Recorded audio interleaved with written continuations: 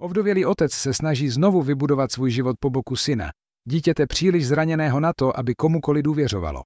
Ale vše se změní, když se dočasná chůva postaví chlapcově vzteku a místo, aby ustoupila, sdílí svou vlastní bolest. Toto nečekané gesto prolomí 4leté mlčení a zahájí nemožnou transformaci. Nikdo netuší, že toto pouto spustí nejen uzdravení, ale také konfrontaci se skrytými lžemi a zrod nové rodiny.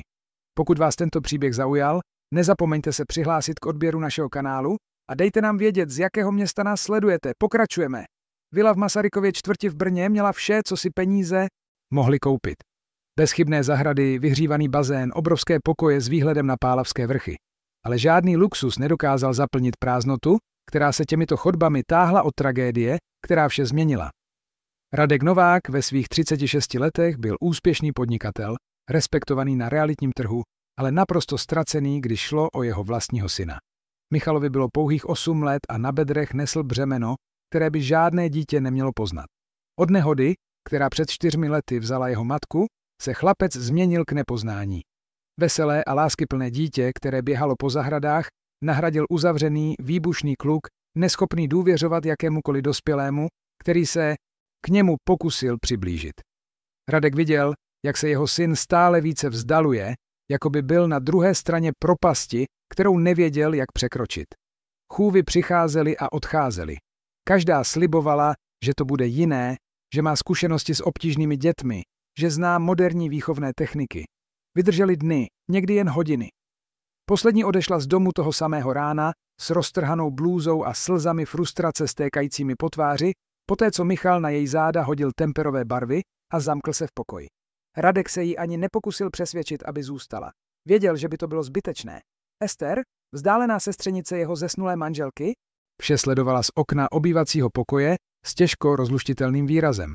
Žila v vile od doby, kdy Mariana odešla, převzala roli správkyně domu, organizovala účty, dohlížela na služebné, starala se o detaily, které Radek, ponořený do práce a bolesti, už nedokázal zvládat. Bylo jí 42 let, vlasy měla vždy upravené do dokonalého drdolu, elegantní oblečení a přítomnost, která zaplňovala všechny prostory. Říkala, že je tam z lásky k památce své sestřenice, z oddanosti malému Michalovi, ale v jejich očích bylo něco, posedlá intenzita, která Radka někdy znepokojovala, aniž by dokázal přesně vysvětlit proč. Toho zářijového odpoledne s jarním sluncem osvětlujícím, stromy v zahradě, byl Radek ve své pracovně a snažil se soustředit na smlouvy, když zazvonil zvonek. Ester spěšně se běhla schody, jako vždy kontrolovala, kdo vchází a vychází z domu, jako by byla skutečnou majitelkou. Z okna Radek viděl mladou ženu, vystupující z obyčejného auta, držící malý batoh a hledící na vilu se směsicí obdivu a nervozity. Kláře Dvořákové bylo 24 let a právě ji poslala agentura pro domácí služby, aby pokryla nouzovou dovolenou kuchařky. Nebyla chůva, neměla pedagogické vzdělání ani dětskou psychologii. Byla jen studentkou ošetřovatelství, která si přivydělávala dočasnými pracemi, aby si zaplatila školu. Měla na sobě jednoduché džíny, ošoupané tenisky a bílou blůzu s tmavě hnědými vlasy svázanými do culíku. Měla velké, výrazné oči, které vyzařovaly směs odhodlání a laskavosti. Ester ji u dveří přijala s vypočítavou chladností, prohlížela si ji od hlavy k patě, jako by hodnotila produkt na polici. Jste náhrada? Zeptala se, aniž by ji pozdravila. Ano, jsem.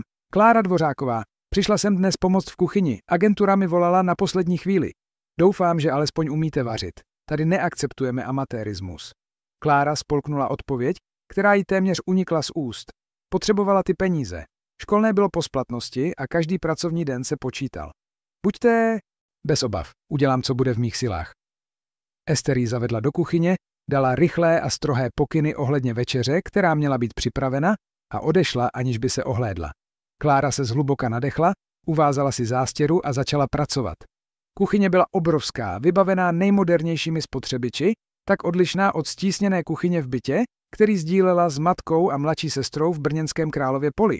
Ale vaření bylo vždy něco, co Klára dělala s láskou, už od dětství, po boku své babičky, která už tu nebyla. Zatímco krájela zeleninu a kořenila kuře, Klára slyšela zvuky z horního patra. Tlumené výkřiky, něco narážejícího do zdi, rána. Pak ticho.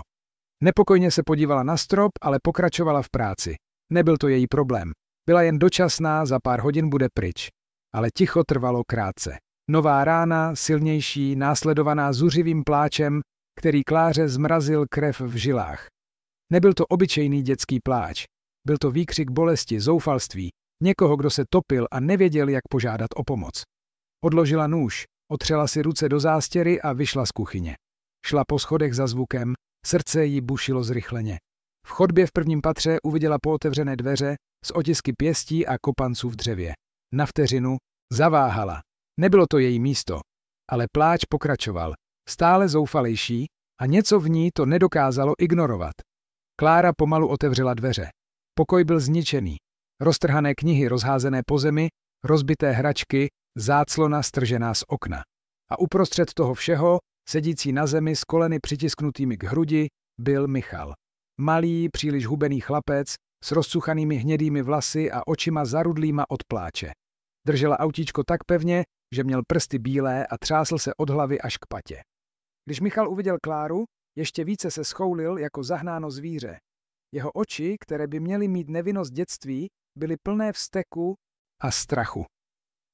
Zmizte odsud, vykřikl chraplavým hlasem. Jděte pryč, nechci vás tu. Klára mohla poslechnout. Mohla zavřít dveře, vrátit se do kuchyně, dovařit večeři a odejít, aniž by se ohlédla. Ale něco v tom zoufalém pohledu ji udrželo na místě. Znala tu bolest. Viděla ji ve svých vlastních očích před lety, když ztratila staršího bratra při nehodě na motorce. Ten pocit, že se svět zhroutil a nikdo kolem to nedokáže pochopit.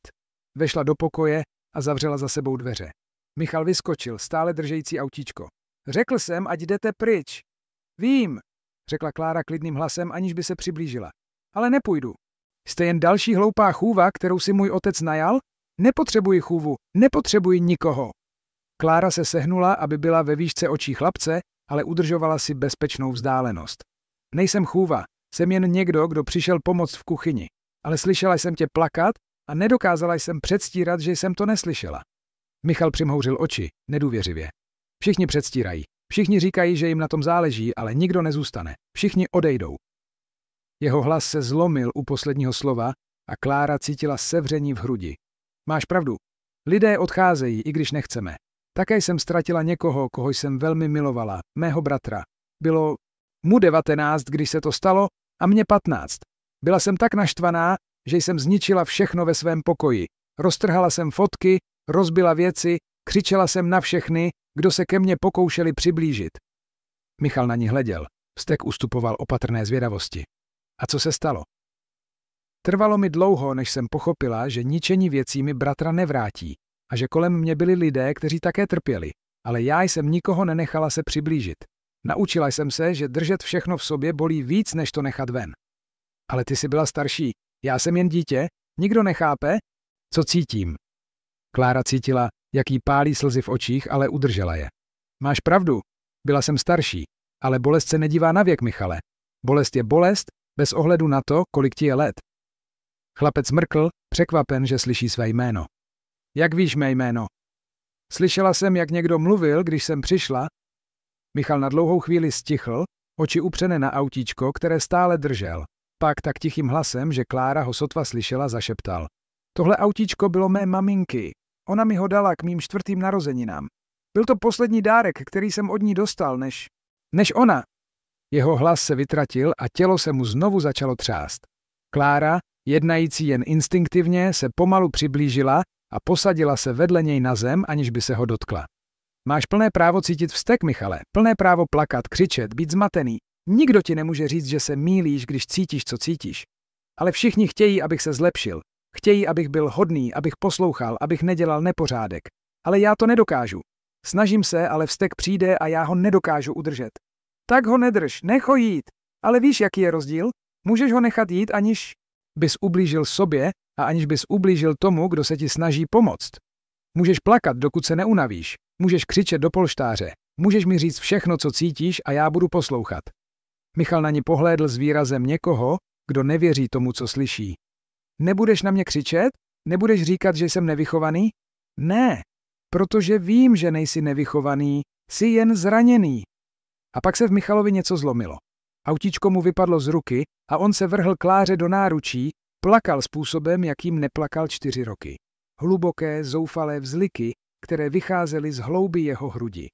Klára ho pevně objala, hladila ho po rozcuchaných vlasech a nechala ho, aby jí namočil blůzu slzami, které se hromadily příliš dlouho. Všechno je v pořádku, šeptala, pomalu ho kolébala, jako to dělala její matka, když byla malá. Vyplakej to všechno, lásko. Plač, dokud nebudeš mít sílu. Jsem tu. A ona zůstala. Seděla tam na podlaze zničeného pokoje a držela toho chlapce, kterého právě poznala, jako by to byla ta nejdůležitější věc na světě. Čas se zastavil. Minuty se proměnily v hodinu. Možná i víc. Michal plakal, dokud mu nedošly síly. Dokud se jeho tělo zcela neuvolnilo. Dokud ho nakonec nepřemohl spánek, vyčerpaný tolika uvolněným utrpením. Klára se podívala na tvář spícího chlapce v jejím klíně, na tváře poskvrněné slzami, pootevřené rty, dech konečně klidný. Bylo v tom dítěti něco tak křehkého a zároveň něco tak silného, bojujícího o přežití pod všítou bolestí. V tu chvíli uslyšela, jak se pomalu otevírají dveře. Zvedla oči a uviděla tam Radka, s výrazem, jaký nikdy u nikoho neviděla. Byl to šok, nedůvěra, naděje a zoufalství smíchané v jednom muži. Díval se na syna spícího v klíně, neznámé ženy, a zdálo se, že vidí zázrak. Radek tiše vešel do pokoje, jako by se bál zlomit kouzlo. Pomalu se přiblížil, přikrčil se vedle Kláry a zůstal tam. Jen se díval na Michala. Jeho ruce se třásly. Oči měl vlhké. Spí, zašeptala Klára, bojící se chlapce probudit. Vím, viděl jsem, já... Radek si přejel rukou po tváři a snažil se najít slova. 4 roky jsem se k němu nemohl přiblížit, aniž by křičel, aniž by mě odstrčil, aniž by se vše proměnilo ve válku. Zkusil jsem všechno. Psychologii, terapeuty, specializované chůvy, léky. Nic nefungovalo. A vy... Jak dlouho tu jste? Nevím, hodinu možná. Radek nevěřícně zavrtěl hlavou. Jak jste to udělala? Jak jste dosáhla toho, aby vám důvěřoval? Klára se podívala na Michalovu tvář, stále ho opatrně držela. Neudělala jsem nic zvláštního, jen jsem poslouchala, jen jsem ho nechala cítit, co cítil, bez odsuzování. Radek dlouho mlčel a pozoroval scénu před sebou. Ta žena, jejíž jméno ani neznal, udělala za hodinu to, co on nedokázal za 4 roky, dosáhla svého syna způsobem, jakým to nedokázal žádný profesionál, žádný specialista, žádná vyškolená osoba. Jak se jmenujete? Zeptal se konečně. Klára? Klára Dvořáková. Klára? Zopakoval, jako by si jméno vryval do paměti. Nevím, kdo jste, odkud jste, co děláte, ale potřebuji, abyste se vrátila. Potřebuji, abyste zůstala, alespoň několikrát týdně. Zaplatím. Co bude potřeba? Prosím vás. Klára překvapeně zamrkala. Pane Nováku, nejsem chůva, jsem studentka ošetřovatelství.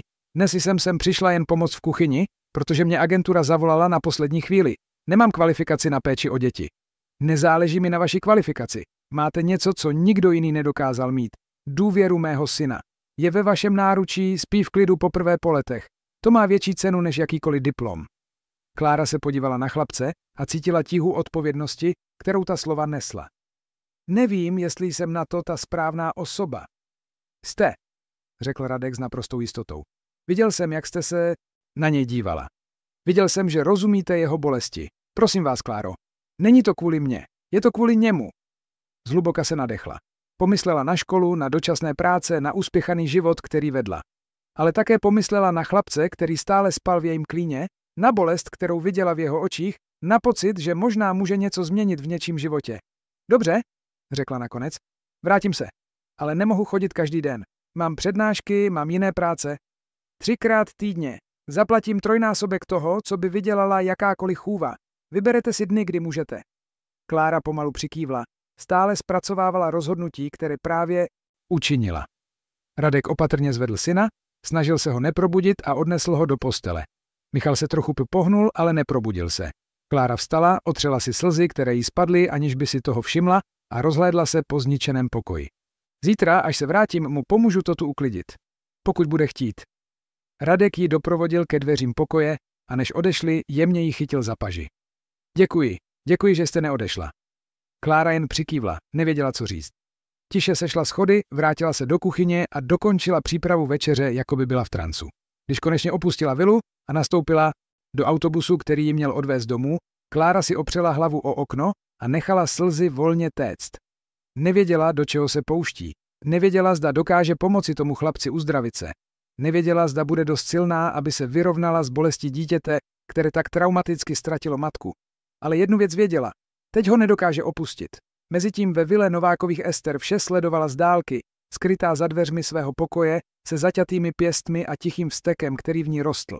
Viděla, jak se Radek díval na tu ženu. Viděla vděčnost, naději, jiskru v očích, kterou neměl roky. A viděla víc než cokoliv jiného, hrozbu, kterou ta přítomnost představovala. Ester žila v tom domě 4 roky, kontrolovala každý detail, každé rozhodnutí, každý halíř, který přišel a odešel. Vybudovala tiché impérium manipulací a lží, odkláněla peníze pod záminkou drahých Michalových léčebných procedur, vymýšlela falešné účtenky, vytvářela imaginární výdaje. Nikdo se neptal, protože Radek byl příliš zaměstnán utrpením a prací, aby si všiml, co se děje přímo pod jeho nosem. A teď se objevila ta žena s jejíma laskavýma očima a schopností udělat za hodinu to, co nikdo nedokázal za roky. Ester cítila, jak se jí země třese pod nohama. Pokud by ta chůva získala Radkovu důvěru, pokud by se Michal zlepšil, pokud by dům začal fungovat normálně, někdo by se mohl začít ptát, někdo by mohl zkontrolovat účty, někdo by mohl odhalit pravdu. To se nesmělo stát. Ester investovala příliš mnoho času, příliš mnoho úsilí, vybudovala příliš mnoho života na základě těch lží. Nedovolila by, aby neznámá žena všechno zničila. Vrátila se do svého pokoje, zavřela dveře a sedla si k počítači. Otevřela anonymní okno v prohlížeči a začala hledat. Klára Dvořáková, studentka ošetřovatelství. Královo Pole, pracovala na dočasných službách, nebylo by těžké zjistit víc, nebylo by těžké najít slabiny, tajemství, něco, co by proti ní mohla použít, až to bude potřeba.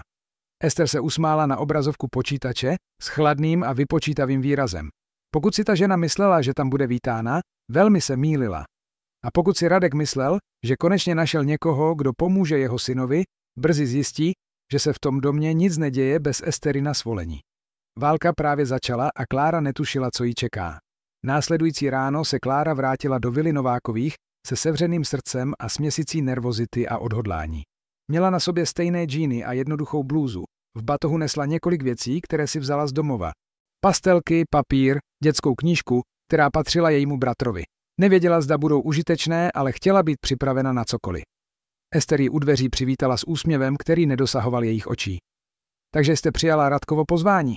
Jaká obdivuhodná oddanost pro někoho, kdo sem přišel jen na zástup. Klára ignorovala provokativní tón. Jsem tu, abych pomohla Michalovi, pokud bude chtít. Ach, Michal, náš drahý problémový chlapec. Opravdu si myslíte, že dokážete to, co nedokázali kvalifikovaní psychologové? Jaká drzost! Nevím, jestli to dokážu, ale zkusím to. Ester si ji prohlédla odzhora dolů s sotva skrývaným opovržením. Uvidíme, jak dlouho vydržíte. Klára vyšla po schodech, srdce jí bušilo rychleji s každým krokem. Když došla ke dveřím Michalova pokoje, jemně zaklepala.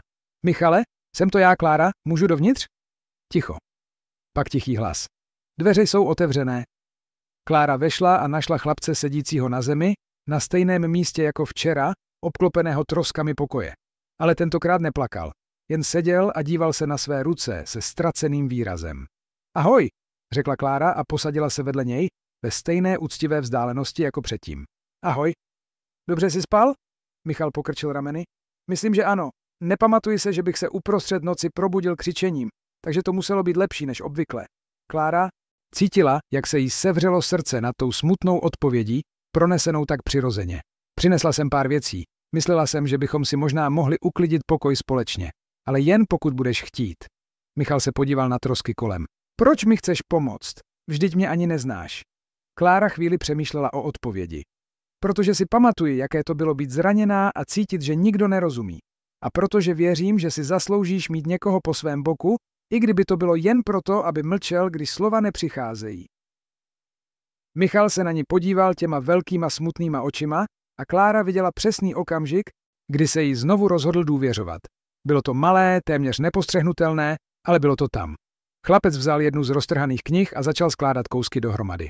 Nechtěl jsem to udělat, měl jsem tu knihu rád, ale přišel vztek a já se nedokázal zastavit. Vím, vztek takový může být, ale uvidíme, jestli se nám podaří kousky slepit zpět, dobře? A tak, bok po boku, Klára a Michal začali uklízet pokoj. Nebyla to tichá práce. Michal pomalu mluvil o malých věcech z každodenního života, o tom, co měl rád a co ne, o vzpomínkách na matku, které si uchovával jako drahocenné poklady. Klára vše poslouchala, kladla otázky, když to považovala za vhodné, a mlčela, když cítila, že to potřebuje. Radek během dopoledne několikrát prošel kolem dveří, vždy se zastavil, aby pozoroval scénu, vždy s tím výrazem někoho, kdo nevěří tomu, co vidí. Jeho syn mluvil. Usmíval se. Byl dítětem, i kdyby jen na pár okamžiků. A zatímco se to dělo, dole Ester telefonovala, posílala zprávy, uváděla do pohybu plán, který znala jen ona. Nedovolila by, aby si ta vetřelkyně získala místo, které patřilo jí. Nedovolila by, aby se Radek na tu ženu díval s obdivem. A především, nedovolila by, aby někdo do toho domu vnesl světlo, protože světlo mělo nebezpečný zvyk odhalovat to, co se skrývalo ve stínech. Bitva teprve začínala a Klára netušila, co jí čeká. Následující týdny přinesly změny, které by nikdo ve Vile Novákových nepovažoval za možné. Klára přicházela 3krát týdně, vždy přesná, vždy s tím jemným úsměvem, který jí rozzářil tvář, když viděla Michala čekat na ní u okna pokoje. Chlapec, který dříve trávil dny zavřený, aniž by s kýmkoliv promluvil, nyní otevíral dveře, jakmile uslyšel její kroky na chodbě. Radek vše pozoroval se směsicí vděčnosti a nedůvěry. Michal začal lépe jíst, přijímal jídla, která dříve s křikem odmítal. Začal se koupat, aniž by potřeboval hrozby nebo prosby. Uklízel si pokoj, uklízel si hračky, dokonce dával špinavé prádlo do koše. Byly to malé gesta, jednoduché věci, které by mělo dělat každé 8leté dítě, ale pro Michala představovaly tichou revoluci. Klára se neřídila žádným manuálem, neměla techniky aplikované psychologie, nepoužívala behaviorální metody. Byla prostě přítomná. Seděla na podlaze pokoje s Michalem a kreslila nebo četla příběhy s legračními hlasy, které chlapce poprvé po letech rozesmály. Někdy seděli tiše, jen tak vedle sebe v zahradě, pozorovali motýly, kteří usedali na květiny, které Mariana zasadila před svým odchodem. Michal teď mluvil o své matce, což nikdy s nikým nedělal. Vyprávěl o tom, jak falešně zpívala při vaření, jak s ním tančila v obývacím pokoji v neděli ráno, jak četla příběhy před spaním a dělala všechny hlasy postav. Klára poslouchala každé slovo, jako by to byl drahocenný dar, potvrzovala každý pocit, každou vzpomínku a nechala Michala udržovat Marianinu přítomnost naživu, aniž by ji proměnila v bolestivé tabu. Radek se začal těchto odpolední účastnit, když si všiml, že Klára je poblíž. Zpočátku zůstával z dálky, jen pozoroval. Pak se postupně přibližoval, připojoval se k ním v zahradě, přijímal pozvání ke hře s míčem, smál se vtipům, které Michal dělal. Poprvé po 4 letech otec a syn znovu budovali most, který se zdál být navždy zničen. A Klára byla přímo uprostřed této rekonstrukce, aniž by si uvědomovala, jak moc její přítomnost mění nejen Michala, ale celou dynamiku toho domu. Jednoho odpoledne, poté co se Michal šel koupat, Radek pozval Kláru na kávu do kuchyně. Přijala, stále trochu stydlivá z blízkosti, která se mezi nimi začínala tvořit. Sedli si k velkému stolu s jemnými porcelánovými šálky a poprvé si skutečně promluvili. Ne o Michalovi, ale o sobě. Jak jde studium ošetřovatelství? Zeptal se Radek, v roztržitě míchající kávu. Spěšně? Ale líbí se mi to. Vždycky jsem se chtěla starat o lidi. To je zřejmé? Máte proto přirozený dar. Klára se usmála a podívala se na šálek. Moje babička byla zdravotní sestra. Dětství jsem strávila pozorováním, jak se stará o všechny v sousedství. Myslím, že jsem se od ní naučila, že péče není jen o lécích a obvazech. Je to o přítomnosti, o naslouchání, o tom, aby se někdo cítil méně sám. Radek ji pozorně pozoroval a všímal si detailů, které si dříve nevšiml. Způsob, jak jí mluvila rukama, jak jí jiskřily oči, když mluvila o věcech, které milovala, jak se jí vždycky pramen vlasů uvolnil z culíku a ona si ho automatickým gestem zastrčila za ucho. Bydlíte s rodinou? S matkou a mladší sestrou Julií. Je jí 16, dokončuje střední školu. Bydlíme v malém bytě v Králově Poli, ale je to náš koutek. Můj otec nás opustil, když byla Julie miminko. Už se nikdy neobjevil. Moje matka pracuje jako švadlená, dělá zakázkovou práci. Je to těžké, ale zvládáme to. V Klářině hlase byla hrdost, ne hořkost. Radek to obdivoval. Její schopnost mluvit o obtížích, aniž by se stavěla do role oběti. A váš bratr? Řekla. Jste, že jste ho ztratila. Klářina tvář se na okamžik uzavřela, stará bolest se vrátila na povrch. David. Bylo mu 19, pracoval jako rozvozce pici, aby pomohl doma. Byla to nehoda na motorce před 9 lety. Nikdy už to nebylo stejné. Moje matka upadla do hluboké deprese, Julie byla příliš malá na to, aby to pochopila a já jsem musela dospět příliš rychle. Stala jsem se dospělou přes noc. Je mi to líto? Mně taky. Ale právě to mi pomohlo tak dobře pochopit Michala. Vím, jaké to je ztratit někoho náhle, bez varování, bez možnosti se rozloučit. Vím, jaký je vztek, který přichází z bolestí. A vím, že neexistuje žádná lhůta pro uzdravení. Každý člověk potřebuje svůj čas. Radek mlčel a zpracovával ta slova. Kláře bylo 24 let, ale mluvila z dospělosti někoho, kdo dobře znal utrpení. Jste úžasný člověk, Kláro. Nevím, jak vám poděkovat za to, co děláte pro mého syna. Není třeba děkovat. Michal je zvláštní dítě.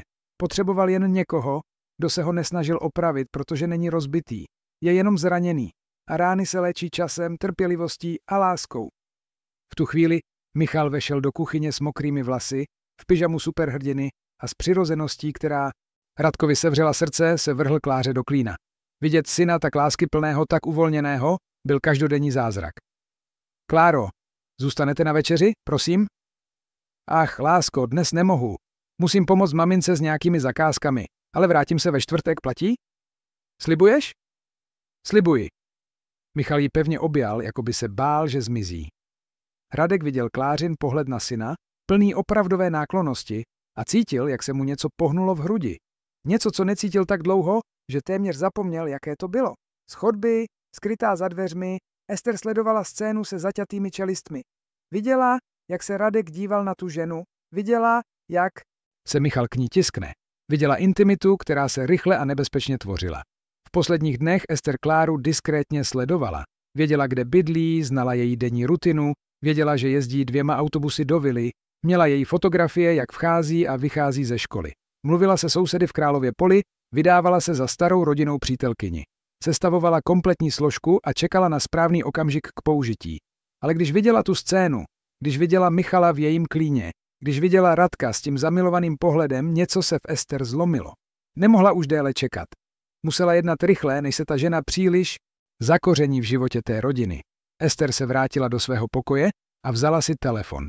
Vytočila číslo, které si pamatovala měsíce, na muže, kterého potkala na jedné ze společenských akcí, kterých se účastnila. Soukromý detektiv. Typ, který se příliš neptal na etiku prací, které přijímal. Haló, Marceli? To je Ester. Pamatujete si mě? Potřebuji vaše služby. Je to naléhavé. Hlas na druhé straně byl hluboký a profesionální. Co potřebujete? Potřebuji, abyste pro mě někoho vyšetřil. Ženu jménem Klára Dvořáková. Chci o ní vědět všechno. Všechno. A chci vědět, jestli je něco, co bych proti ní mohla použít. Nějaká pochybná minulost, nějaký dluh, nějaký problém se zákonem, cokoliv. Bude to drahé. Na ceně mi nezáleží. Záleží mi jen na výsledcích. Ester položila telefon a šla k oknu pokoje. Pozorovala Kláru, jak se loučí s Michalem v zahradě. Viděla dlouhé obětí. Viděla Radka, jak doprovází ženu k bráně. Viděla, jak jí podržel dveře auta, jako by byla důležitá osoba. Užijte si to, dokud můžete, zlatíčko, zamumlala si Ester pro sebe. Váš klid dlouho nevydrží. Následující čtvrtek Klára dorazila do vily s taškou plnou výtvarných potřeb. Plánovala s Michalem pouštět draky, využívaje dobrého větru, který foukal nad Brnem. Chlapec přijal nápad s nadšením, což by dříve bylo nemyslitelné. Celé odpoledne strávili v zahradě, skládali draky z barevného papíru a bambusových tyček. Klára učila Michala, jak vyrobit ocasy, jak vyvážit váhu, jak uvázat šňůru. Radek se k nim připojil po virtuální schůzce, sundal si sako a vyhrnul rukávy košile. Poprvé po letech vypadali všichni 3 jako rodina. Když se draci konečně vznesli k nebi, zbarvující odpolední modř, Michal vykřikl radostí tak čistým, tak plným života způsobem, že Klára cítila slzy v očích. Radek stál vedle ní, držel vlastní šňůru a když se jejich oči setkaly, bylo tam něco, co přesahovalo vděčnost. Děkuji, řekl tiše, aby to slyšela jen ona. Za co? Za to, že jsi mi vrátila mého syna. Klára se usmála a otřela si slzu, která jí unikla. Vždycky tu byl, jen se skrýval pod bolestí. A vy také, dovolím-li si říct. Radek byl překvapen tou poznámkou. Já také? Ano.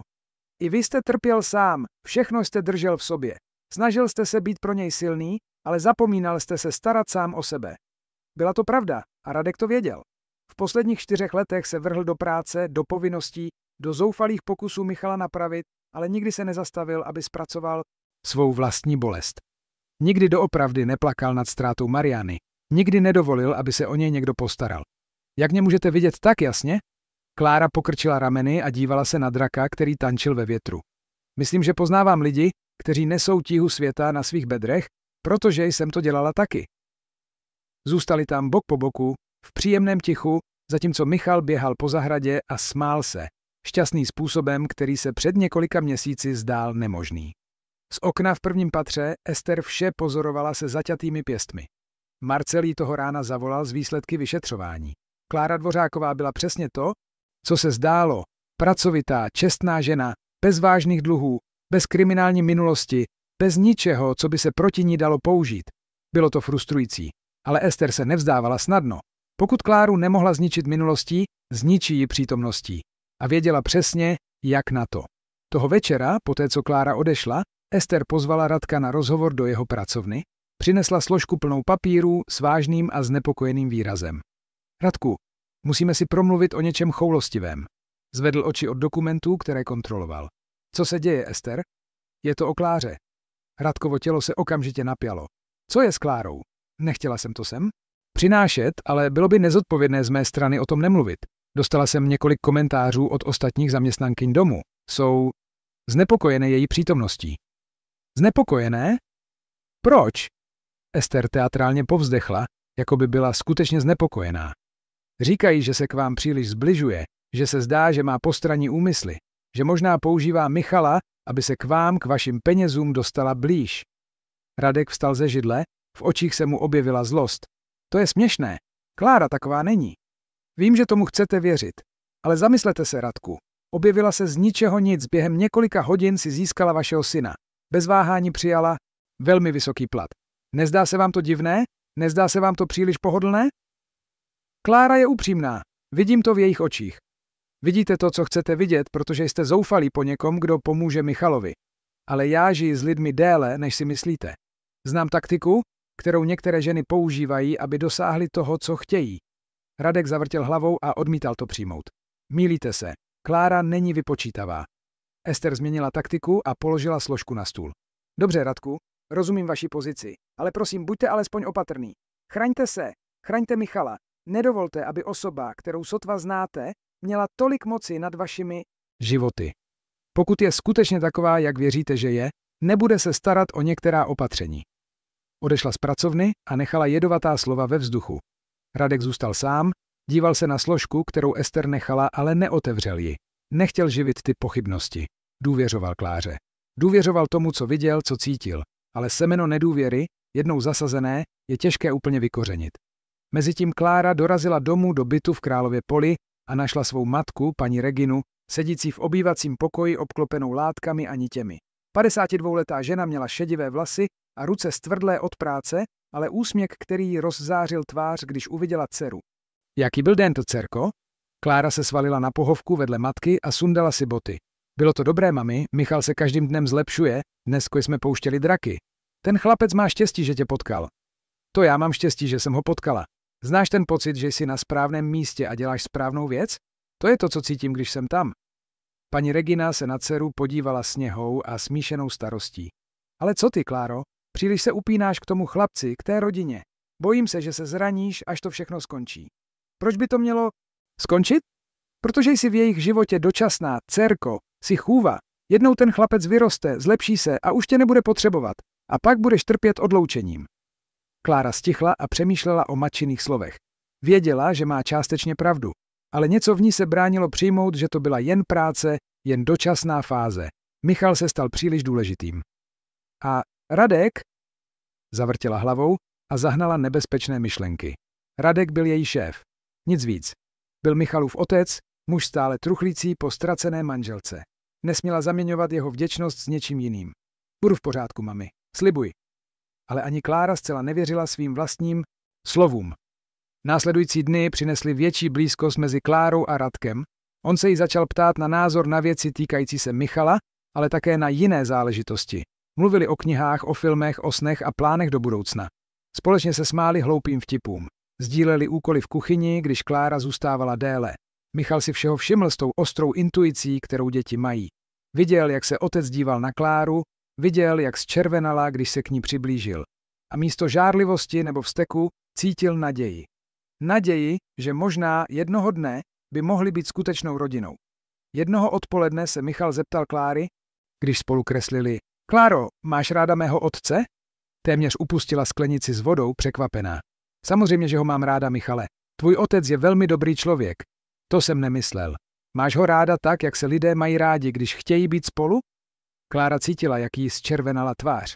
Michale, protože si myslím, že on má rád tebe a já tě taky mám rád. Bylo by fajn, kdybys tu zůstala navždy, nejen 3krát týdně. Klára objala chlapce, nevěděla, co odpovědět. Cítila, jak jí buší srdce. Zmatené pocity se jí mísily v hrudi. Měla ráda Radka? Ano, měla. Obdivovala ho, cítila se k němu přitahována. Cítila motýly v břiše, když se na ní usmál. Ale bylo příliš brzy, příliš složité, příliš riskantní to přiznat. Michale, někdy věci nejsou tak jednoduché, jak bychom si přáli. Ale mohly by být, kdybychom chtěli. A měl pravdu. Tak malý, ale tak moudrý. Téhož večera Ester uvedla do praxe druhou fázi svého plánu.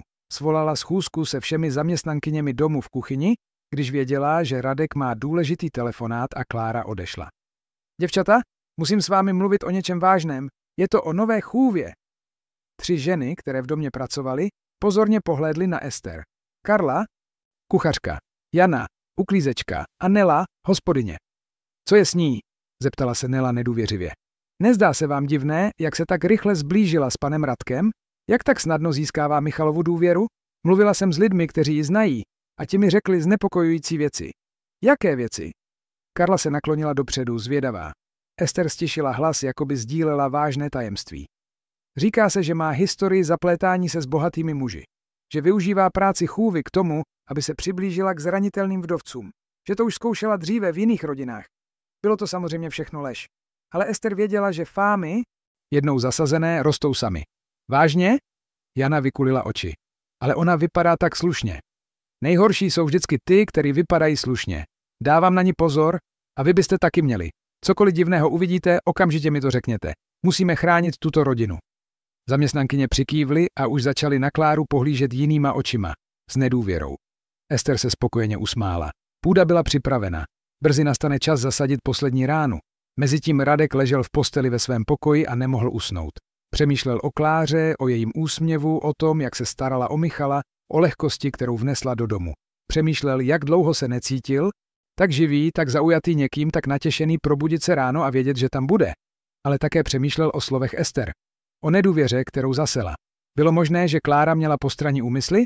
Bylo možné, že se mýlil, viděl to, co chtěl vidět? Zavrtěl hlavou a zahnal myšlenky. Ne. Klára byla opravdová. Byl si tím jistý. Musel důvěřovat svému instinktu, tomu, co mu říkalo srdce. Ale pochybnost, malá a zrádná, už zapustila kořeny. A Ester věděla, že je jen otázkou času, než tyto kořeny vyrostou dostatečně, aby všechno zničily. Následující týden si Klára všimla jemných změn v chování služebných. Karla už nebyla tak srdečná, Jana se jí vyhýbala na chodbách, Nela se na ní dívala divně. Nechápala, co se stalo, ale pokaždé, když je potkala, cítila těžkou atmosféru v domě. Radek byl také jiný, vzdálenější, zdrženlivější. Stále byl laskavý, stále s ním mluvil, ale byla tam bariéra, která tam dříve nebyla. Klára cítila sevření v hrudi, ale nevěděla, co dělat. Nevěděla, jak se zeptat, co je špatně, aniž by vypadala dotěrně.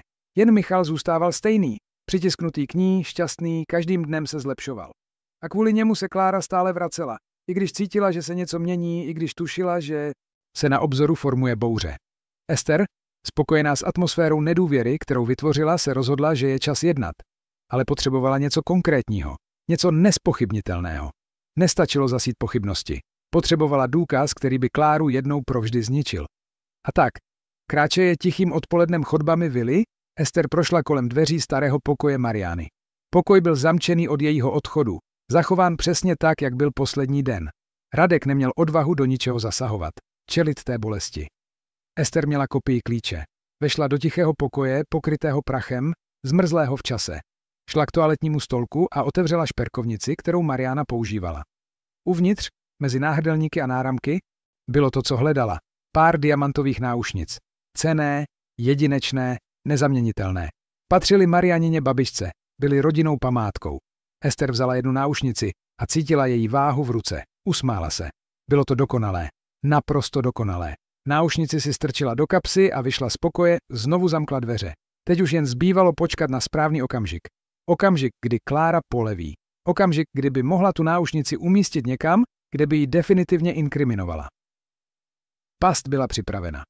A Klára, nevinná a důvěřivá, neměla ani tušení o propasti, která se jí otevírala pod nohama. Den začal jako každý jiný.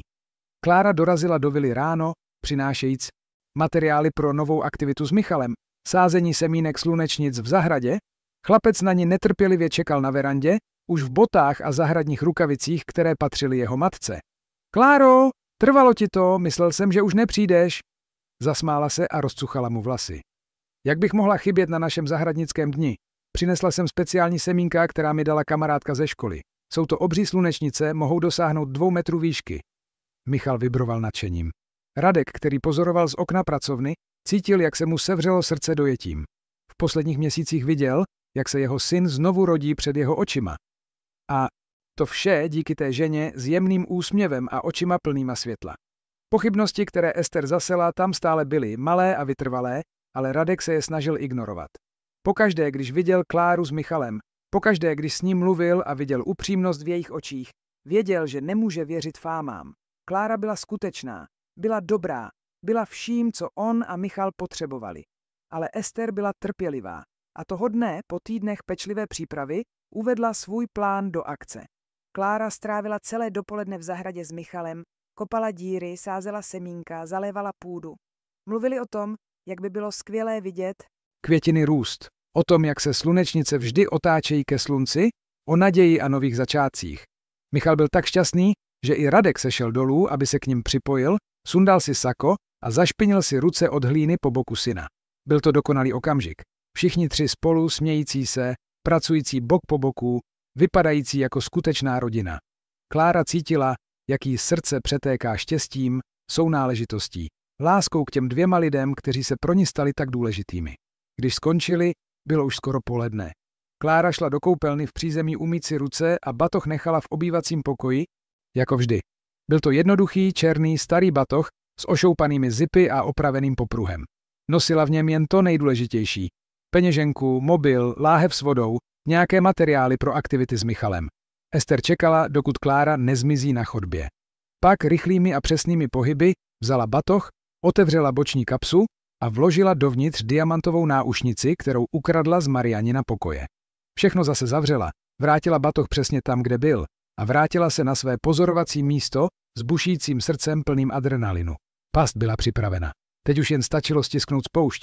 Počkala až po obědě, když si Klára hrála s Michalem v herně. Pak spěšně se běhla schody, s výrazem paniky na tváři a křičela na Radka. Radku, Radku, proboha, pojďte sem! Vyšel z pracovny znepokojený, následován Klárou a Michalem. Co se děje, Ester? Co se stalo? Marianina náušnice, diamantová náušnice, která patřila její babičce, zmizela. Radek zbledl. Jak to zmizela? Ten pokoj je zamčený roky. Vím, ale dneska jsem tam šla uklízet. Využila jsem toho, že jste byl doma. Když jsem otevřela šperkovnici, všimla jsem si, že chybí jedna náušnice. Celý pár tam byl minulý týden, viděla jsem to, když jsem utírala toaletní stolek. Někdo vstoupil do toho pokoje a ukradl ji. Klára cítila mrazení v zádech.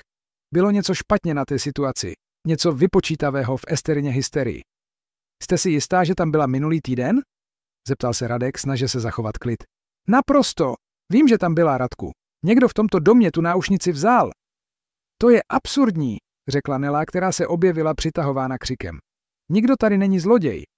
Tak jak vysvětlíte zmizení? Ester se teatrálně rozhlédla. Pokud ovšem někdo zvenčí neměl přístup do domu, někdo nový, koho pořádně neznáme? Její pohled spočinul na Kláře, plný skrytého obvinění. Radek cítil, jak v něm stoupá vztek. Ester, pokud naznačujete, že Klára... Nic nenaznačuji.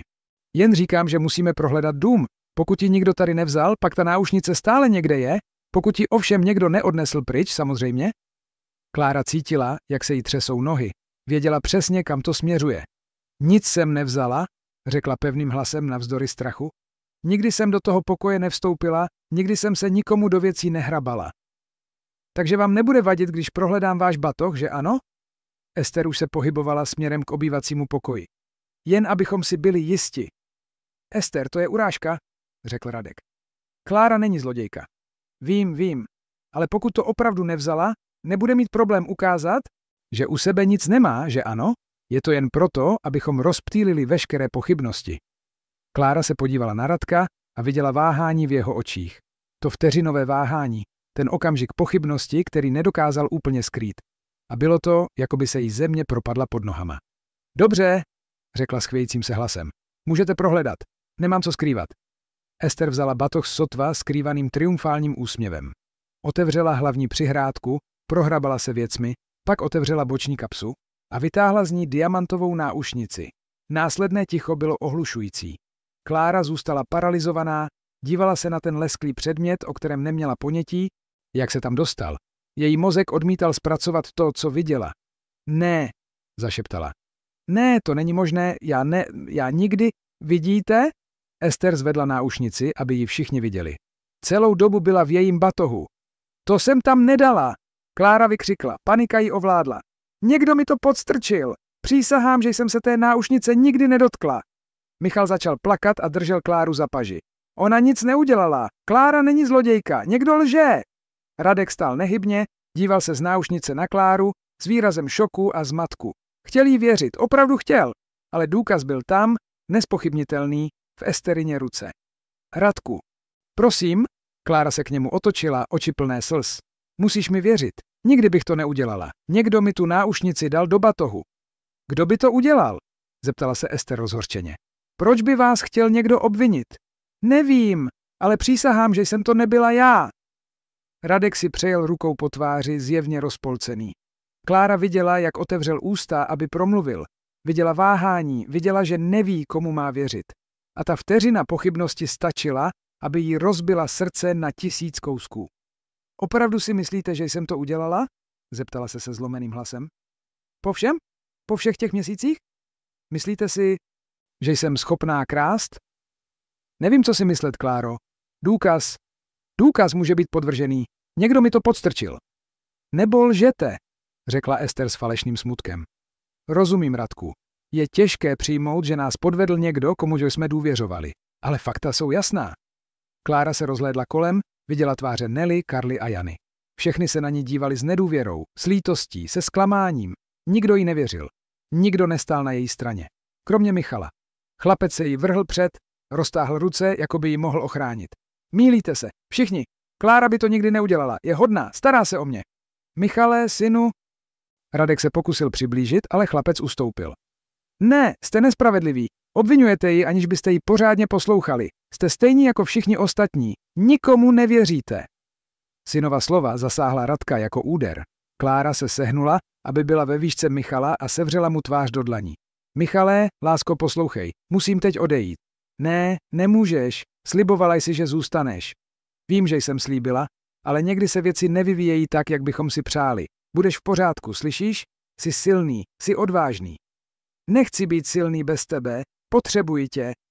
Klára chlapce pevně objala a nechala své slzy volně téct. Věděla, že se loučí, věděla, že to je konec. I kdyby dokázala svou nevinu později, i kdyby se pravda odhalila, ten okamžik Radkova váhání zničil důvěru mezi nimi. A bez důvěry nebylo možné pokračovat. Najdeš jiné lidi, kteří se o tebe postarají. Lepší lidi než já. Nikdo není lepší než ty. Michal vzlikal, držející se jí. Prosím, nechoď, prosím. Radek se přiblížil, snažil se oddělit syna od Kláry, ale Michal se bránil a křičel. Pusť mě, nechci tu zůstat bez ní.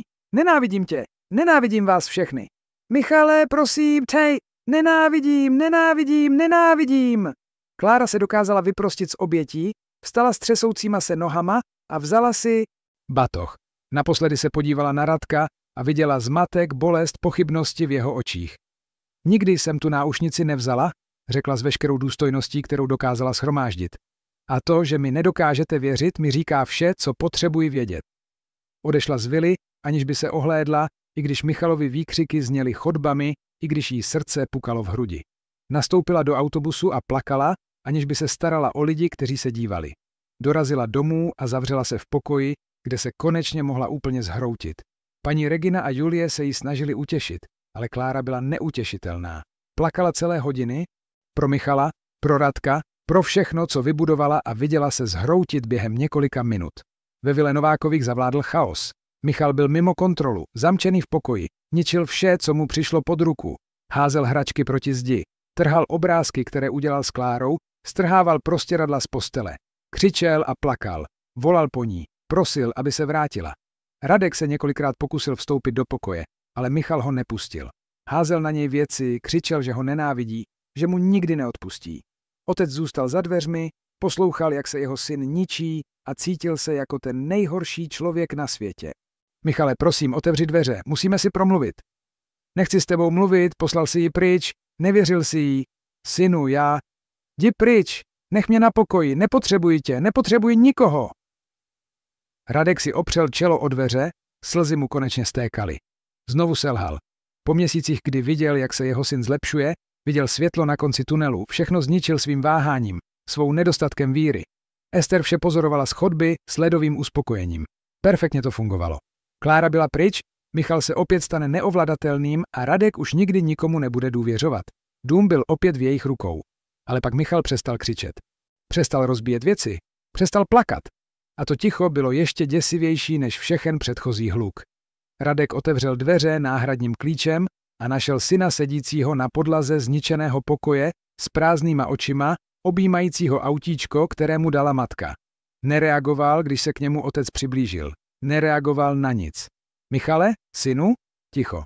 Michale, prosím, mluv se mnou. Nic. Bylo to, jako by se chlapec úplně odpojil od světa. Vrátil se na to temné místo, kde žil předtím, než se objevila Klára, ale tentokrát to bylo ještě horší. Ochutnal, jaké to je mít někoho, kdo mu rozumí, a znovu ho ztratil. Naučil se důvěřovat a zjistil, že důvěra přináší jen bolest. Radek vzal syna do náručí a odnesl ho do postele. Michal se nebránil, ale ani nespolupracoval. Bylo to jen bezvládné tělo, hadrová panenka. Otec tam zůstal, držel ho za ruku a šeptal omluvy, které nebyly slyšeny. Následující dny byly noční můrou. Michal nemluvil, nejedl, nevstával z postele. Díval se na strop s prázdnýma očima, ignoroval všechno a všechny. Radek volal pediatry, psychology, zkusil všechno. Ale všichni říkali to samé. Chlapec byl v hluboké depresi, v emočním šoku. A nic by nefungovalo, kdyby se osoba, kterou ztratil, nevrátila. Potřebuje Kláru, řekla psycholožka, po 3 dnech snahy přimět Michala reagovat. Byla jeho kotvou, osobou, která mu pomohla vrátit se do světa. Ztratit ji bylo, jako znovu ztratit matku. Nezlepší se, dokud se nevrátí. Ale ona nás obvinila z nespravedlnosti. Nebude se chtít vrátit. Pak musíte zjistit pravdu o tom, co se stalo, protože ten chlapec umírá uvnitř, pane Nováku. A pokud něco neuděláme brzy, může být příliš pozdě. Radek strávil noc vzhůru, přemýšlel, procházel každý detail toho dne. Způsob, jakým se Ester tak pohodlně hystericky objevila. Způsob, jakým náušnice byla přesně tam, kde ji mohla najít. Perfektní představení, jako by vše bylo naplánováno. Poprvé dovolil, aby podezření ohledně Ester, které tak dlouho potlačoval, vyplula na povrch. A čím víc přemýšlel, tím víc se dílky skládačky spojovaly. Šel k bezpečnostnímu systému domu a začal přezkoumávat záznamy. Hledal dny před incidentem snímek po snímku. A pak to našel? Záznam Ester, jak vchází do Marianina pokoje sama několik dní před obviněním. Zůstala tam několik minut. Když vyšla, měla ruku v kapse, jako by nesla něco malého. Radkovi se rozbušilo srdce. Pokračoval v hledání. Našel další záběry. Ester, jak bere Klářin batoh, když se nedívá. Otevírá boční kapsu. Vkládá něco dovnitř. Znovu vše zavírá. Vztek, který ho ovládl, byl tak intenzivní, že se musel držet, aby nevyběhl po schodech a nekonfrontoval Ester hned v tu chvíli. Ale potřeboval víc. Potřeboval definitivní důkazy. Prošel další záznamy.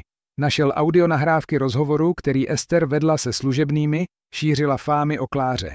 Našel záznamy hovorů na neznámá čísla, pravděpodobně detektiv, kterého najala. A pak při kontrole finančních záznamů, které nikdy pozorně nezkoumal, našel celou pravdu. Zpronevěra peněz. Falešné účtenky. Vymyšlené Michalovi léčby. Všechno s použitím synova jména, jeho truchlení, jeho bolesti. Ester ukradla stovky tisíc korun během 4 let. Vybudovala skryté jmění na úkor utrpení rodiny. Radek se posadil do křesla v Tunnen na SNB. Pracovně, třesoucí se vzteky a znechucením. Zvedl telefon a zavolal svému právníkovi. Pak zavolal policii. Během několika hodin byla Ester vyslýchána, důkazy byly předloženy a pravda konečně vyšla najevo. Zpočátku se snažila popírat, ale když uviděla záběry, audionahrávky, bankovní záznamy, zhroutila se, přiznala všechno. Past na Kláru, zpronevěru peněz, lži, řekla, že to udělala, protože to bylo její právo, protože se o ten dům starala, protože si zasloužila být odměněna. Byla odvezena policií, plakala, křičela, říkala, že Radek bude litovat, že to všechno je nedorozumění. ale nikdo nevěřil. Důkazy byly nespochybnitelné. Když byla Ester pryč z domu, Radek vyběhl do Michalova pokoje. Chlapec byl přesně tam, kde ho nechal, ležel a díval se do prázdna. Michale, synu, všechno jsem zjistil. Klára náušnici nevzala. Byla to Ester, kdo to nastražil. Klára je nevinná. Vždycky byla nevinná. Poprvé po dnech Michal pohnul očima směrem k otci. Klára, zašeptal, hlas chraplavý od dlouhého mlčení. Ano, Klára, mluvila pravdu. Ester jí náušnici podstrčila do batohu. Viděl jsem to na bezpečnostních kamerách, mám důkazy o všem. Takže Klára mě neopustila? Ne, synu. To my jsme jí nespravedlivě poslali pryč. To my jsme jí nevěřili. Michal znovu začal plakat, ale tentokrát to nebyl vztek ani zoufalství. Byla to úleva smíchaná se smutkem. Vrátí se? Radek pohladil syna po tváři. Nevím, hodně jsem jí ublížil. Ale zkusím to. Udělám všechno, abych ji přivedl zpět. Pro tebe i pro mě. Musí se vrátit, tati? Musí. Potřebuji ji. Vím, také ji potřebuji. Následujícího rána se Radek vydal do Králova Pole. Po dlouhém hledání našel Klářinu adresu. Zaklepal na dveře malého bytu, srdce mu bušilo zrychleně. Paní Regina otevřela s výrazem nedůvěry, když uviděla, kdo to je. Máte odvahu se tu ukázat po tom, co jste udělal mé dceři? Prosím, paní Regino, vím, že si to nezasloužím, ale musím mluvit s Klárou. Musím prosit o odpuštění. Zjistil jsem pravdu. Pravdu, kterou by každý, kdo má oči, viděl od začátku? Moje dcera plakala dny, pane Nováku. Věnovala se tomu chlapci, milovala ho, jako by byl její vlastní. A vy jste ji obvinil z krádeže bez mrknutí oka. Vím. A ponesu to do konce života, ale Michal je na tom špatně. Moc špatně. Nejí, nepije, nereaguje na nic od té doby, co Klára odešla. Pediatrička řekla, že chřadne. Prosím, nežádám o odpuštění pro sebe. Žádám o život mého syna. Paní Regina zaváhala, podívala se na zoufalého muže ve dveřích. Pak si povzdechla. Klára tu není, odjela k tetě na venkov. Nechtěla zůstat v Brně po tom, co se stalo. Radkovi kleslo srdce. Kam? Prosím, řekněte mi, kde je. Pojedu tam, udělám, co bude potřeba. Mikulov. Ale nevím, jestli vás bude chtít vidět. Musím to zkusit. Potřebuji, aby znala pravdu. A potřebuji, aby věděla, kolik pro nás znamená. Paní Regina zavrtěla hlavou, ale napsala adresu na papír a podala mu ji. Pokud mé dceři znovu ublížíte, pane Nováku, budete se muset vypořádat se mnou. Nebudu, paní, slibuji. Radek jel do Mikulova, jako by byl na misi života nebo smrti. A přesně, to bylo. Našel dům, kde se Klára ukrývala. Jednoduchou, ale útulnou stavbu se zahradou plnou květin. Zaklepal na dveře. Srdce mu téměř vyskočilo z úst. Klára otevřela. Byla hubenější, s hlubokými kruhy pod očima. Vlasy ledabyle svázané. Když uviděla Radka, její oči se naplnily slzami, ale také vztekem. Co tu děláš? Prosím, Kláro, nech mě to vysvětlit. Všechno jsem zjistil. Ester podstrčila náušnici, odkláněla peníze z domu, používala Michalovo jméno, všechno to zinscenovala, aby tě obvinila, protože se bála, že odhalíš její zločiny. Mám důkazy, nahrávky, dokumenty, všechno, byla zatčena. Klára se chytla zárubně dveří a zpracovávala slova. A myslel jsi, že je dobrý nápad sem přijít a říct mi to, že to něco změní? Kláro, vím, že jsem ti ublížil, vím, že jsem tě zklamal, ale Michal umírá. Doslova umírá. Nejí, nepije vodu, nemluví. Jen leží a dívá se do prázdna. Lékařka řekla, že se zlepší, jen když se vrátíš. Klára zavřela oči, slzy jí stékaly po tváři. Takže jsi tu kvůli Michalovi. Jsem tu kvůli oběma. Kvůli Michalovi, protože tě potřebuje. A kvůli mně, protože tě také potřebuji. Protože jsem byl idiot, zbabělec, že jsem ti nevěřil. Protože jsem se bál znovu důvěřovat, bál jsem se znovu oddat a nechal jsem ten strach, aby mě zaslepil před tím, co bylo přímo přede mnou. Váhal jsi, Radku. Díval jsi se na mě s pochybami v očích. Po měsících po mém boku si opravdu myslel, že jsem schopná krást. A budu toho litovat každý den svého života. Ale prosím, i kdyby to nebylo kvůli mně, i kdybys mi nikdy nedokázala odpustit, vrať se kvůli Michalovi. Miluje tě. Potřebuje tě. Klára otevřela oči a podívala se na toho zlomeného muže před sebou. A ty? Ty mě taky potřebuješ? Radek se na ně podíval s veškerou upřímností, kterou dokázal shromáždit. Potřebuji. Víc než bych měl, víc než je bezpečné. Zamiloval jsem se do tebe, Kláro, a když jsem si to uvědomil, bál jsem se. Bál jsem se nahradit Mariánu. Bál jsem se, že zrazuji její památku. Bál jsem se znovu se někomu oddat a ztratit. Proto jsem váhal, ne proto, že jsem o tobě pochyboval, ale proto, že jsem byl vyděšený z toho, co pro mě představuješ. Klára cítila, jak se její zlomené srdce začíná spojovat kousek po kousku. Klára dlouho mlčela, dívala se na Radka a zpracovávala každé slovo, které řekl. Viděla upřímnost v jeho očích, lítost, zoufalství. Ale také cítila svou vlastní bolest, stále živou, stále pulzující. Potřebuji čas na rozmyšlenou, řekla nakonec. Ublížil si mi, Radku, hluboce. Není to něco, co se spraví rozhovorem u dveří. Vím. A budu respektovat čas, který potřebujete. Ale Michala uvidím. Ne kvůli tobě. Kvůli němu. Protože on za nic nemůže a nezaslouží si trpět kvůli volbám dospělých. Radek pocítil takovou úlevu, že málem padl na kolena. Děkuji. Děkuji z celého srdce. Ale ať je jedna věc jasná. Uvidím Michala, protože mi na něm záleží, protože vím, že mě potřebuje. Neznamená to, že ti odpouštím, nebo že se věci vrátí do starých kolejí. Rozumíš? Rozumím dokonale. Stanovíte pravidla. Udělám všechno podle vás. Klára přikývla, vzala si tašku a nastoupila do auta s Radkem na dlouhou cestu zpět do Brna. Cesta byla tichá, napjatá, dívala se z okna, pozorovala ubíhající krajinu, snažila se připravit srdce na setkání s Michalem po dnech, které se zdály jako věčnost. Když dorazili do vily, bylo už pozdní odpoledne. Klára šla rovnou do Michalova pokoje, následována Radkem, který si udržoval úctivou vzdálenost. Pomalu otevřela dveře a uviděla chlapce přesně tak, jak ho Radek popsal. Ležícího v posteli, dívajícího se na strop s prázdnýma očima. Michale? Zavolala jemně. Chlapec pomalu otočil hlavu. Když uviděl Kláru stát tam, jeho oči se rozšířily. Na okamžik se zdálo, že si myslí, že sní. Pak se začal třást. Kláro, jsi to opravdu ty? Jsem to já, lásko. Michal se vrace zvedl z postele, nohy slabé po dnech bez pohybu. Klára přiběhla a vzala ho do náručí, než by spadl. Chlapec se k ní přitiskl, jako by byla jediná pevná věc ve světě, který se hroutil, vzlikal tak silně, že se celé jeho tělo třáslo. Vrátila ses. Myslel jsem, že už tě nikdy neuvidím. Jsem tu teď. Omlouvám se za všechno. Za to, že ti můj otec nevěřil. Za to, že byli nespravedliví. Klára chlapce pevně objala, hladila ho po vlasech a pomalu ho kolébala. Pšš, nemusíš se omlouvat. Nic špatného si neudělal. Nic z toho nebyla tvoje chyba. Ale měl jsem něco udělat, měl jsem tě chránit. Michale, podívej se na mě, řekla a sevřela mu tvář do dlaní, aby se na ní podíval. Udělal si všechno, co si mohl. Stál si při mně, věřil si mi, když nikdo jiný nevěřil. Byl jsi jediný, kdo mě bránil. Byl jsi dokonalý. Ale stejně tě poslali pryč. Ano, poslali, ale teď se objevila pravda. A jsem tu, že ano? Zůstaneš?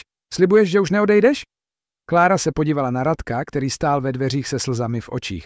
Pak se znovu podívala na Michala. Ano, zůstanu s tebou, ale musíme si promluvit o některých věcech, dobře? Musíme si všechno pořádně urovnat. Michal přikývl, stále k ní přitisknutý. Klára ho odvedla do postele, posadila se vedle něj a chlapec se konečně uvolnil. Zůstala tam, držela ho za ruku a tiše mu zpívala píseň, kterou mu obvykle zpívala, dokud skutečně neusnul, v klidu, poprvé po dnech, když si byla jistá, že Michal tvrdě spí. Klára vyšla z pokoje a našla Radka čekajícího na chodbě. Musí jíst, řekla bez okolků. Je moc hubený, moc slabý. Připravím mu lehkou polévku, až se probudí. A vy zavoláte pediatra, aby ho kompletně vyšetřil. Už je na cestě. Volal jsem, když jste vešla do pokoje. Dobře, a musíme si promluvit. Tentokrát vážně. Sešli dolů do kuchyně. Klára začala připravovat polévku, zatímco Radek seděl u stolu a sledoval každý její pohyb. Bylo uklidňující mít ji zpět v tom prostoru, i když věděl, že ho čeká dlouhá cesta, aby znovu získal důvěru, kterou zlomil. Vím, že to děláte pro Michala, začal Radek, ale chci, abyste věděla, že jsem ochoten udělat cokoliv, abych znovu získal i vaši důvěru. Nejen jako zaměstnavatel, ale jako někdo, komu na vás hluboce záleží. Klára pokračovala v krájení zeleniny, aniž by se na něj podívala. Váhal jste, Radku, když Ester ukázala tu náušnici, váhal jste.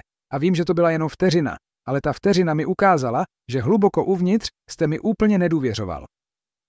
Máte pravdu. A nemám proto omluvu. Mohu jen říci, že jsem se bál. Bál jsem se, že se mýlím. Bál jsem se znovu důvěřovat a být zrazen. Bál jsem se všeho, co jsem k vám začínal cítit. Ale to neospravedlňuje to, co jsem udělal.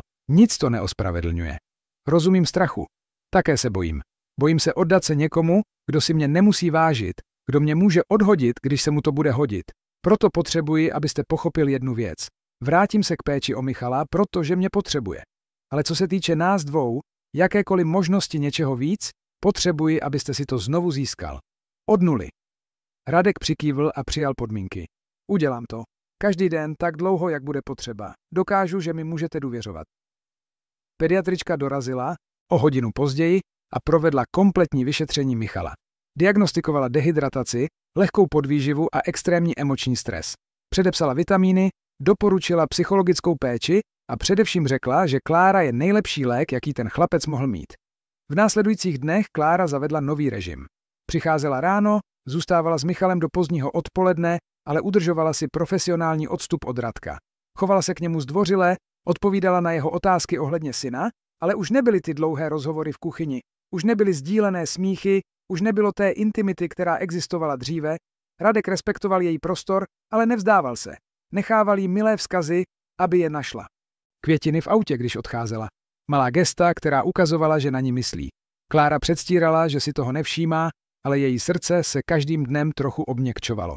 Michal naopak znovu vzkvétal. Znovu dobře jedl, hrál si, smál se. Ale teď v něm bylo něco jiného. Zralost, která dříve neexistovala, jako by ho to všechno naučilo o ztrátách, o druhých šancích, o hodnotě mít lidi, kterým na něm skutečně záleží. Jednoho odpoledne, když spolu kreslili v zahradě, se Michal zeptal: Kláro, jsi ještě na mého otce naštvaná?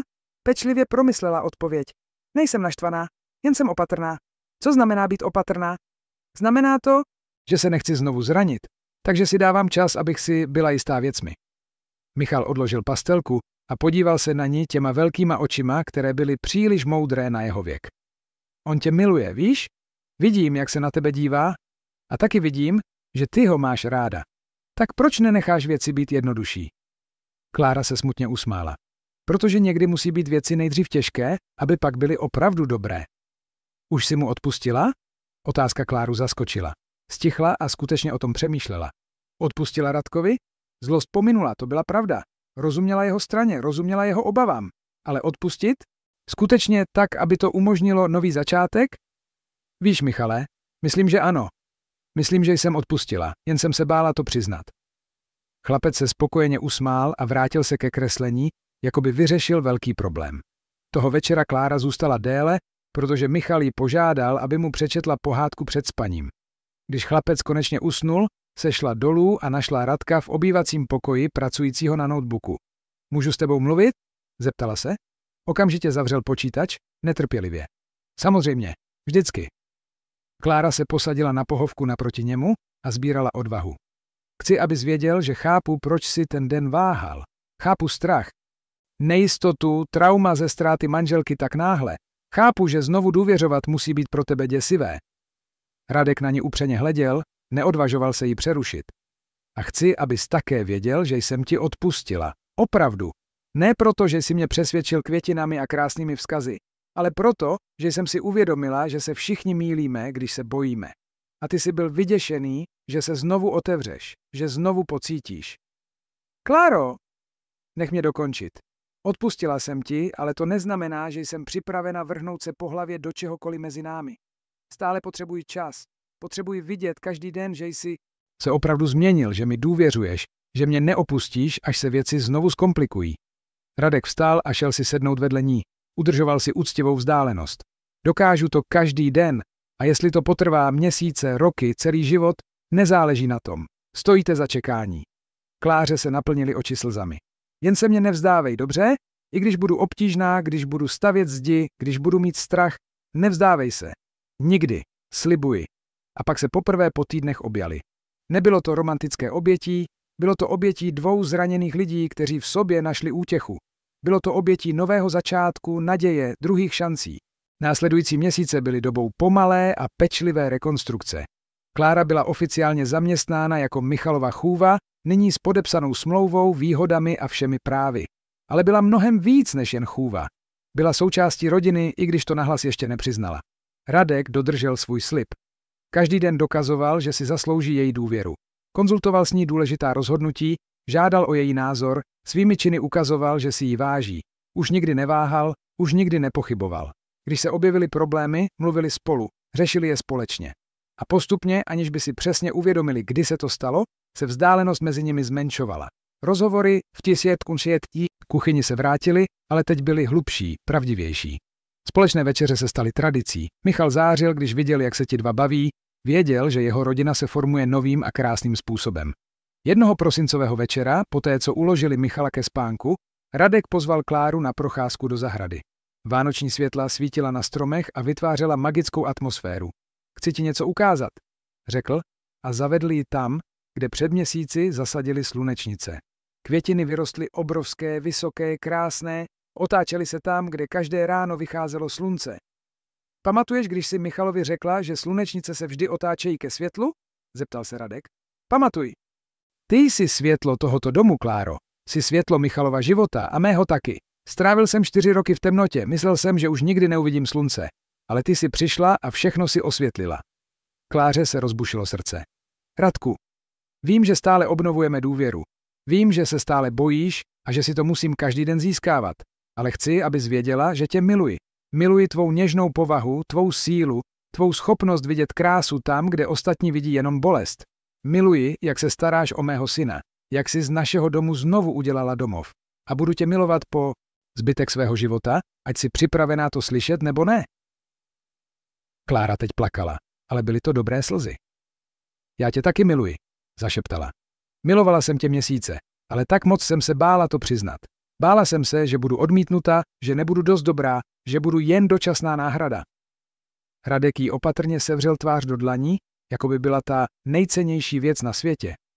Nikdy si nebyla náhrada, jsi jedinečná. Jsi to ty, koho chci, ty, koho si vybírám, ty, koho miluji. A pak se konečně políbili pod vánočními světly a slunečnicemi, které spolu zasadili.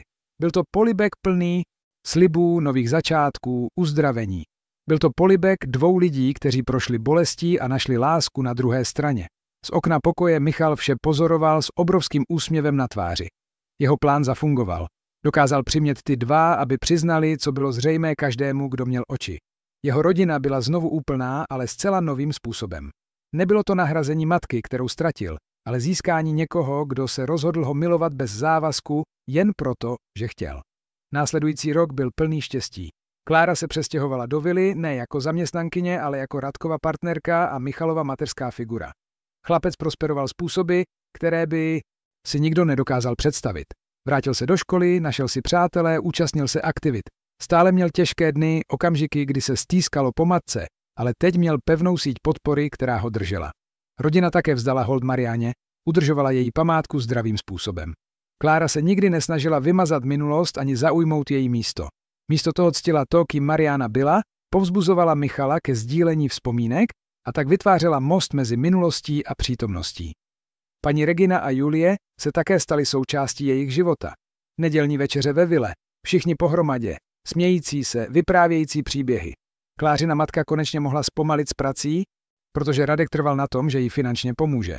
Julie získala stipendium na dobré škole, také zajištěné Radkem, který to neviděl jako charitu, ale jako péči o rodinu ženy, kterou miloval. Jednoho dubnového sobotního rána Radek probudil Kláru kávou do postele a obálkou. Co to je? Zeptala se ospale. Otevři a uvidíš. Uvnitř obálky byla Michalova kresba. Zobrazovala 3 lidi držící se za ruce pod květinovým obloukem. Křivými písmeny napsal Moje rodina navždy. Chce, abychom se vzali, řekl Radek a vytáhl z kapsy malou krabičku. A já taky chci. Kláro Dvořáková, vezmeš si mě? Přijmeš být oficiálně součástí této bláznivé rodiny, kterou si pomohla znovu vybudovat? Klára plakala a smála se zároveň. Ano, vezmu si tě. Radek jí navlékl prsten na prst, jednoduchý prsten z bílého zlata s malým diamantem. Nebyl okázalý, ale byl dokonalý. A pak Michal vběhl do pokoje a skočil na postel mezi ně. Řekla ano? Řekla ano? Řekla. Klára objela chlapce. Budeme oficiální rodina. Konečně, trvalo to příliš dlouho. Svatba se konala o 3 měsíce později, v červenci v zahradě vily. Byla to malá a intimní ceremonie, jen s rodinou a nejbližšími přáteli. Michal byl družičkou, oblečený v malém obleku a nesl prsteny s odpovědností, někoho, kdo nese nejdůležitější poslání na světě. Klára měla na sobě jednoduché bílé krajkové šaty s přírodními květinami ve vlasech. Radek nedokázal zadržet slzy, když se objevila, kráčejíc po koberci z okvětních lístků, které rozházely po trávě. Zářila, byla šťastná, konečně doma. Když si vyměnili sliby, nebyly to jen naučené fráze. Byly to skutečné sliby, zrozené ze všeho, čemu společně čelili. Slibuji, že ti budu věřit, i když se okolnosti budou zdát opačné, řekl Radek. Slibuji, že už nikdy nebudu váhat, už nikdy nebudu pochybovat. Slibuji, že budu tvým bezpečným přístavem v jakékoliv bouři.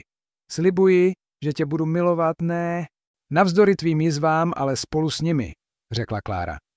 Slibuji, že budu ctít minulost, zatímco budujeme budoucnost. Slibuji, že budu trpělivá v těžkých dnech a přítomná v dobrých dnech.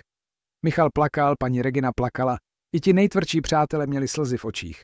Bylo nemožné nebýt dojatý, když viděl, jak ta kdysi rozbitá rodina nachází uzdravení skrze lásku a vytrvalost.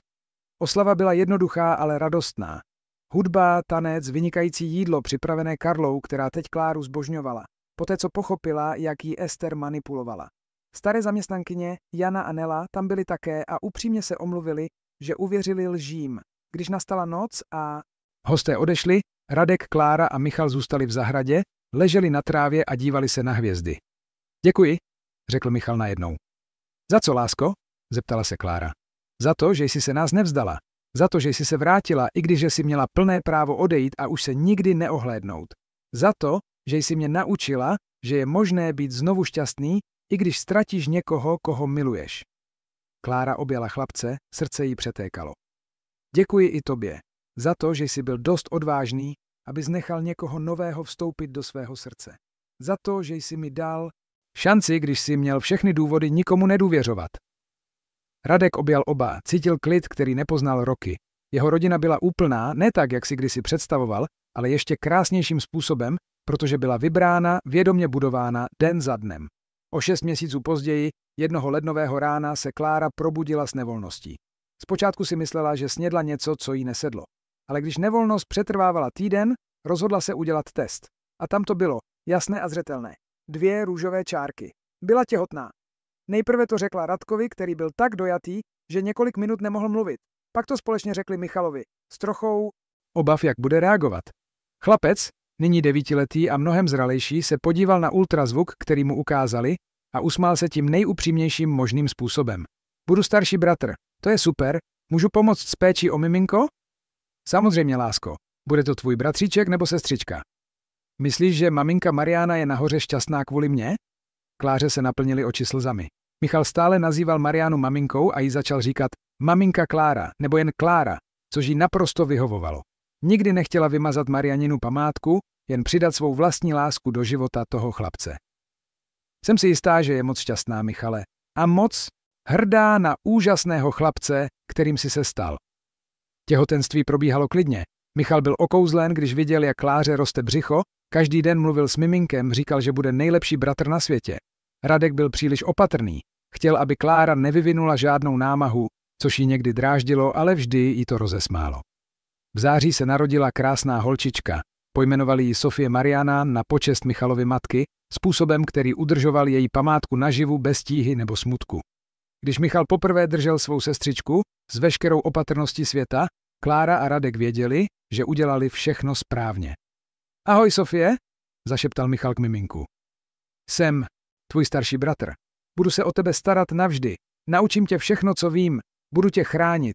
Budu nejlepší bratr, jakého bys mohla mít. Slibuji. Sofie otevřela očka a zdálo se, že se na něj dívá přímo. A Michal se usmál způsobem, který rozzářil celý pokoj.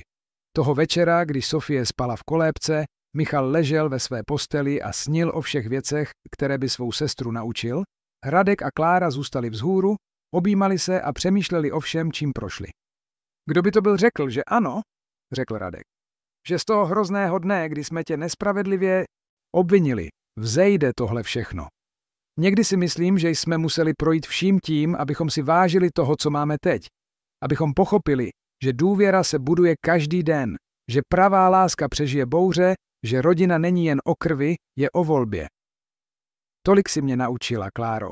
Naučila si mě znovu důvěřovat, znovu milovat, věřit, že je možné začít znovu i po těch nejhorších ztrátách. A ty si mě naučil, že jsem dost silná, abych bojovala za to, co chci. Že si zasloužím být milována, vážena, být součástí něčeho většího.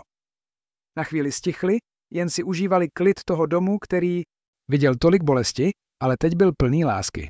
Kláro? Děkuji, že jsi se nás nevzdala, usmála se ve tmě. Děkuji, že jsi mi dala důvody zůstat. A tak v té vile v Brně, která kdysi byla dějištěm tragédie, bolesti a manipulace, žila nyní znovu vybudovaná rodina. Nebyla dokonalá, protože rodiny nikdy nejsou. Stále měli těžké dny, okamžiky, kdy bolela minulost, příležitosti, kdy se neshodli nebo si nerozuměli. Ale měli něco mnohem důležitějšího než dokonalost. Měli závazek, měli lásku, měli odvahu se každý den rozhodnout pro sebe navzájem. Michal vyrostl silný a zdravý, překonal traumata, ale nikdy nezapomněl na matku, kterou ztratil. Naučil se, že je možné nosit lásku ke dvěma matkám v srdci, že jedna nevymaže druhou, že lidské srdce má nekonečnou kapacitu, když si dovolí cítit. Sofie vyrostla obklopena láskou, věděla odjak živa příběh o tom, jak se její rodina sformovala. Znala Mariánu skrze příběhy, které Michal vyprávěl, skrze fotografie roztroušené po domě, skrze lásku, kterou k ní všichni stále chovali. Klára se nikdy nevrátila na fakultu ošetřovatelství, zjistila, že její povolání pečovat se dokonale naplňuje péčí o tuto rodinu. Ale finančně podporovala další mladé ženy v podobné situaci, jako byla ona, a založila nadaci, která nabízela stipendia dívkám z chudých rodin, které chtěly studovat na vysoké škole v oboru zdravotnictví. Radek se naučil, že úspěch se neměří jen uzavřenými obchody a dosaženými zisky. Zpomalil tempo práce, aby byl více přítomen doma, aby nezmeškal důležité okamžiky, aby byl otcem a manželem, jakým vždy chtěl být, ale nikdy nevěděl jak, dokud ho Klára nenaučila. A Ester? Odpykala si trest za své zločiny, ztratila vše, co ukradla, a nakonec byla propuštěna.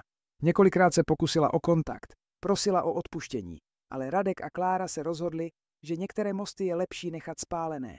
Ne z pomsty, ale z ochrany míru, který s takovým úsilím vybudovali. O několik let později, jednoho slunečného nedělního odpoledne, se rodina sešla v zahradě. Michal, nyní 15letý, pouštěl draka se 6letou Sofií. Klára byla znovu těhotná, tentokrát s chlapcem, kterého se rozhodli pojmenovat David na počest jejího bratra. Radek připravoval grilování, obklopen paní Reginou, Julií, která nyní měla pedagogické vzdělání, a několika přáteli, kteří se stali součástí rozšířené rodiny. Klára se dívala na tu scénu, srdce jí přetékalo vděčností. Přemýšlela o nejisté ženě, kterou byla, když poprvé vstoupila do té vily, jen chtěla vydělat nějaké peníze navíc na školu. Nikdy si nepředstavovala, že najde syna k lásce, muže, se kterým bude sdílet život, celou rodinu, kterou bude moci nazývat svou. Přemýšlela také o tom, jak je život nepředvídatelný, jak se okamžiky bolesti mohou proměnit v semena radosti, jak největší požehnání někdy přicházejí v přestrojení za výzvy, jak pravá láska není ta, která nikdy nečelí bouřím, ale ta, která se naučí tančit v dešti. Na co myslíš? Radek se přiblížil, objal jí zezadu a položil jí ruce na břicho. Na to, jaké mám štěstí. Na to, jak jsem málem nechala všechno uniknout, protože jsem se bála znovu zranit. A já na to, jak jsem málem zničil to nejlepší, co se mi kdy stalo, protože jsem se bál důvěřovat. Ale nezničili jsme to, že? Bojovali jsme, vytrvali jsme, věřili jsme, že to stojí za to. A stálo. Stálo to za každou slzu, za každý těžký okamžik, za každou chvíli, kdy jsme se museli rozhodnout důvěřovat, když bylo snazší se vzdát. Sofie přiběhla a vrhla se mezi ně. Mami, tati, podívejte, jak vysoko letí můj drak. Michal se k ním připojil, už skoro stejně vysoký jako Radek. To proto, že jsem jí to správně naučil. Škádlil ji a rozcuchal sestře vlasy. Vůbec ne, to já jsem talentovaná. A tam, v té zahradě plné smíchu a lásky, obklopeni lidmi, které si vybrali a kteří si je vybrali zpět, Radek a Klára pochopili skutečný význam rodiny. Nebylo to o dokonalosti, nebylo to o tom, že se nikdy nemýlí, nebylo to o tom, že mají vždy správnou odpověď. Bylo to o tom zůstat. O tom vybrat si lásku, i když je to těžké, o tom odpustit, i když to bolí, o tom znovu budovat, i když se vše zdá zničené, o tom věřit, že nakonec láska vždy zvítězí. A oni zvítězili. Ne proti vnějším nepřátelům, ale proti svým vlastním strachům, svým vlastním nejistotám, svým vlastním ranám. Zvítězili společně a toto vítězství bylo sladší, než by mohlo být jakékoliv jiné. Cesta, která začala bolestí, traumatem a nedůvěrou, se proměnila v příběh uzdravení, naděje a bezpodmínečné lásky. A tento příběh se bude psát dál, kapitolu po kapitole, den za dnem, rodinou, která chápe skutečnou hodnotu toho, že se nevzdává jeden druhého. Konec příběhu. Vážení posluchači, doufáme, že příběh Kláry, Radka a Michala hluboce zasáhl vaše srdce. Pokud vás dojala tato cesta překonávání, odpuštění a lásky, dejte nám like, přihlaste se k odběru kanálu a sdělte nám v komentářích, který okamžik vás nejvíce zasáhl. Byla to Klářina odvaha čelit nespravedlnosti?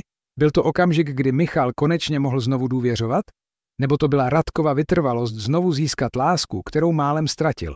Každý den přinášíme intenzivní příběhy jako tento, které odhalují nejhlubší stránku lidské duše, které ukazují, že i v těch nejtěžších situacích je možné najít naději a začít znovu. Protože nakonec to, co nás definuje, nejsou rány, které dostáváme, ale naše schopnost vstát a znovu si vybrat lásku. Těšíme se na vás v příštím díle s dalším příběhem, který pohne vašimi emocemi. Brzy nashledanou.